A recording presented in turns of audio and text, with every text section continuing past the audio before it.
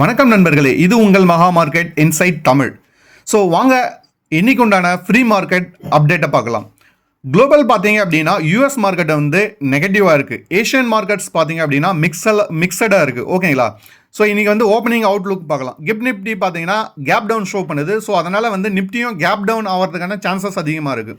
அடுத்தது பார்த்தீங்கன்னா FII activity. So FII activities பார்த்தீங்க அப்படின்னா ஃபாரின் இன்ஸ்டிடியூஷனல் இன்வெஸ்டர்ஸ் வந்து நெட் செல்லராக இருக்காங்க. அதே டிஐஐ பார்த்தீங்க அப்படின்னா ஸ்ட்ராங் பையராக இருக்காங்க. வாங்க இன்றைக்கி உண்டான கீ சப்போர்ட் லெவல் பார்க்கலாம்.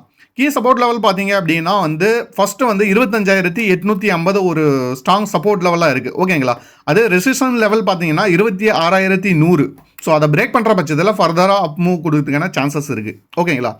அடுத்தது ஸ்டாக் இன் ஃபோக்கஸ். இன்றைக்கி உண்டான ஸ்டாக்கை வந்து என்னென்னு பார்க்கலாம். TVS motor, Adani green and L and T. ஓகேங்களா? ஸோ இன்றைக்கி வந்து ஹை வாலட்டிலிட்டி வந்து எக்ஸ்பெக்டட் இருக்குது மார்க்கெட்டில். ஏன் அப்படின்னா வந்து குளோபல் கியூஸ் ஒரு காரணம். அது இல்லாமல் ஃபெட் ரியாக்ஷன். இப்போ வந்து பெட் மீட்டிங் போயிட்டுருக்கு யூஎஸில்.